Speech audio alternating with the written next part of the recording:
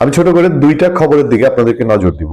তার আগে একটু মনে করিয়ে দিই, কয়েকদিন আগে কারাবন্দী জয়েদ আহমেদ পলক, আওয়ামী লীগের সাবেক এমপি মন্ত্রী, তিনি প্রিজন ভ্যানে জয় বাংলা স্লোগান দিয়েছিলেন এবং আদালতেও সম্ভবত দিয়েছিলেন এবং বাংলাদেশের জাতীয় সঙ্গীত আমার সোনার বাংলা আমি তোমায় ভালোবাসি গানটি গিয়েছিলেন।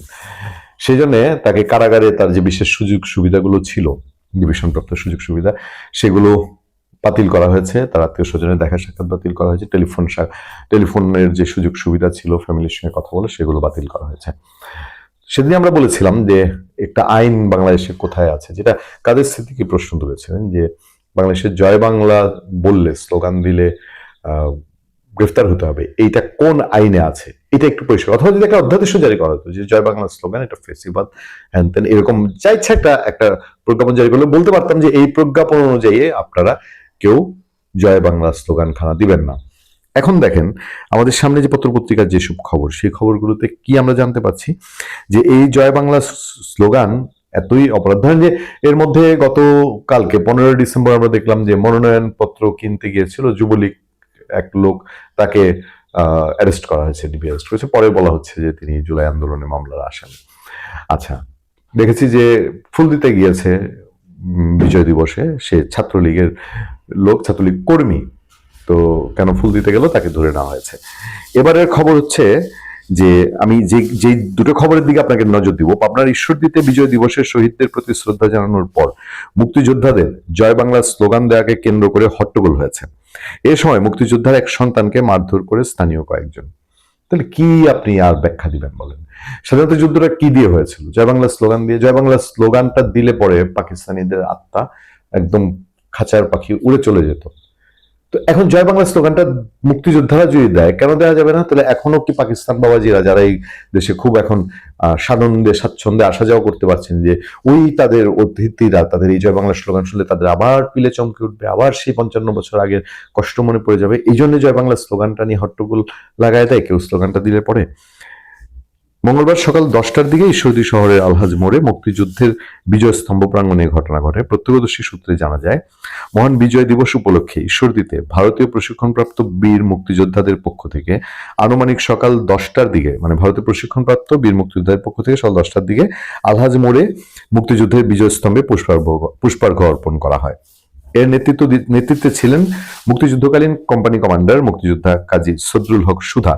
শ্রদ্ধা জানানোর পরপরই উপস্থিত বীর মুক্তিযোদ্ধারা প্রথমে মুক্তিযুদ্ধের হাতিয়ার গর্জে উঠুক আরেকবার বলে বেশ কয়েকবার স্লোগান দেন। বিজয় স্তম্ভের সামনের সারিতে মুক্তিযোদ্ধা সদরুল হক সুধা ও মুক্তিযোদ্ধা আবুল বাশার বাদশাহ ছিলেন। স্লোগানের শেষের দিকে মুক্তিযোদ্ধা সদরুল হক, আবুল বাশার সহ অন্যরাও হঠাৎ জয় বাংলা বলে কয়েকবার স্লোগান দিয়ে চলে যাওয়ার সময় সেখানে উত্তেজনা ছড়িয়ে পড়ে। সেখানে উপস্থিত কিছু লোকজন মুক্তিযোদ্ধাদের জয় বাংলা স্লোগানের প্রতিবাদ জানান। এক পর্যায়ে মুক্তিযোদ্ধাদের সঙ্গে তাদের হট্টগোল বাঁধে। মুক্তিযোদ্ধাদের বেশ কয়েকজনের নাম উচ্চারণ করে তাদের খুঁজতে থাকে স্থানীয়রা। এক পর্যায়ে মোনার হোসেন নামে এক মুক্তিযোদ্ধার সন্তানকে ধাক্কা দিয়ে ফেলে কিলঘুষি মারে। মানে মুক্তিযোদ্ধাদের না পায় তাদের একটা ছেলেকে, কেন তাদের বাবা জয় বাংলা স্লোগান দিল সেই জন্য ছেলেকে কিলঘুষি মারে। মুক্তিযুদ্ধকালীন ঈশ্বরদী অঞ্চলে কোম্পানি কমান্ডার কাজী সদরুল হক সুধা বলেন, বীর মুক্তিযোদ্ধারা জয় বাংলা স্লোগান দিতেই পারে। জয় বাংলা স্লোগান তো আওয়ামী লীগ বা অন্য কোনো রাজনৈতিক দলের স্লোগান না। আওয়ামী লীগ নিজেদের হাতিয়ার হিসেবে স্লোগানটি ব্যবহার করেছে। এই স্লোগান মুক্তিযোদ্ধাদের স্লোগান। কিন্তু বিজয়ের স্লোগান দেওয়ার পর কতিপয় ব্যক্তি আমাদের একজন মুক্তিযোদ্ধার সন্তানকে লাঞ্ছিত করেছে। তা অত্যন্ত দুঃখজনক ঘটনা। কারা হামলা চালিয়েছে জানতে চাইলে তিনি বলছেন, কারা এই কাজটি করেছে তাদের আমি চিনতে পারিনি। ভয় পাই এত বলার কথা না। তো এখানে ঈশ্বরদী থানার পুলিশ সুপার প্রণব কুমার বলেন, সকালে ঘটনাটি আমরা সোশ্যাল মিডিয়ায় যতটুকু শুনেছি ততটুকুই, তারপর আর কিছু হয়নি। এ নিয়ে কোনো অভিযোগ কেউ করেনি। অভিযোগ করলে তো নিশ্চিত জয় বাংলা স্লোগান নিয়ে অভিযোগ করলে তখন আবার ওই যে রানী সালমগীরের যে টাইপের ঘটনায় ধরে নেওয়া হয়েছে, তখন বলবে যে এতে করে এই জয় বাংলা স্লোগান দিয়েছেন, এখন এতে করে কি ওই পারের দাদারা মামারা যারা চলে গেছেন তারা একটু উৎসাহিত হলেন কিনা। ছোট্ট আরেকটা খবর আছে, শরীয়তপুরে মুক্তিযোদ্ধার কবরস্থানে আগুন দেওয়ার অভিযোগ। শরীয়তপুর সদর উপজেলার এক মুক্তিযোদ্ধার কবরস্থানে আগুন দেওয়ার অভিযোগ উঠেছে। বিজয় দিবস প্রাককালে সোমবার দিবাগত রাতে আঙ্গারিয়া ইউনিয়নের নিয়ামতপুর গ্রামে এই ঘটনা ঘটে বলে অভিযোগ পাওয়া গেছে। চিন্তা করে দেখেন, একজন মুক্তিযোদ্ধার কবরের মধ্যে গিয়ে আগুন দিয়ে দিছে। পুলিশ ও পরিবার সূত্রে জানা যায়, শরীয়তপুর সদর উপজেলা আঙ্গারিয়া ইউনিয়নের নিয়ামতপুর গ্রামের বাসিন্দা আব্দুল মান্নান খান বীর মুক্তিযোদ্ধা। 2010 সালে 8 জানুয়ারি তিনি মারা যান। বসত ঘরের পাশে পারিবারিক কবরস্থানে তাকে দাফন করা হয়। বীর মুক্তিযোদ্ধা আব্দুল মান্নানের 2 ছেলে 2 মেয়ে। স্বামীর মৃত্যুর পর স্ত্রী মাহফুজা বেগম এক ছেলে ও এক মেয়েকে নিয়ে নিয়ামতপুর গ্রামে বসবাস করেন। মঙ্গলবার সকালে মুক্তিযোদ্ধা আব্দুল মান্নানের মেয়ে আফরুজা আক্তার কবরস্থানের একপাশে আগুনে পুরানো কিছু খড়ের ছাই দেখতে পান। খেয়াল করবেন, পরে তিনি বিষয়টি স্থানীয় প্রশাসন মুক্তিযোদ্ধাদের জানান। দুপুরে ওই গ্রামে গিয়ে দেখা যাচ্ছে যে পালং মডেল থানার ভারপ্রাপ্ত কর্মকর্তা শাহ আলম সহ পুলিশের একটি টিম তদন্ত করছে। সিআইডি একটি টিমকে আলামত সংগ্রহ করতে দেখা গেছে। মুক্তিযোদ্ধা আব্দুল মান্নানের মেয়ে তিনি বলেন, আমাদের বসত ঘরের পাশেই পারিবারিক কবরস্থান, সেখানে আমার বাবার দাফন হয়। আজ সকালে ঘুম থেকে জেগে কবরের পাশে গেলে দেখি কবরস্থানের এক পাশে কিছু ছাই পড়ে আছে। রাতের আধারে আমার বাবার কবরে কে বা কারা আগুন দিয়েছে। আমাদের সঙ্গে কারো শত্রুতা নেই। কে কি কারণে আগুন দিয়েছে তা আমরা বলতে পারবো না। আমি বিষয়টি প্রশাসনের মুক্তিযোদ্ধাদের জানিয়েছি, তার মেয়ে বলছেন। আর ওসি একটা বক্তব্য দিয়েছেন।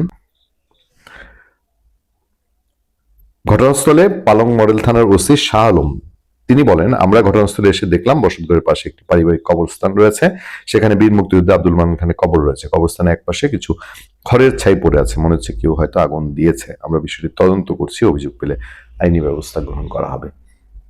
এই যে দুইটা ঘটনা, মুক্তিযোদ্ধারা স্লোগান দিল জয় বাংলা বলে, তাদেরকে হট্টগোল টট্টগোল করে খোঁজাখুঁজি করলো, তারপরে কাউরে না পায় এক মুক্তিযোদ্ধার ছেলেকে কিলঘুষি মারলো, আর আরেক মুক্তিযোদ্ধার কবরে আগুন দিল। আমাদের কাছে আসলে খুব অবাক হওয়ার কি খুব কিছু আছে। বাংলা মুক্তিযোদ্ধার কবরে আগুন তুলে সেটা আগুনে পুড়িয়ে দেওয়ার ঘটনা ঘটেছে, কবরের উপরে ঘাস পুড়িয়ে দেওয়া হয়েছে। বিচার দিয়েছে, দেখা যাক বিচার পাই কিনা। ভালো থাকবেন, সুস্থ থাকবেন। আপনাদের সাথে আমি আতিক রহমান, পূর্ণিয়া।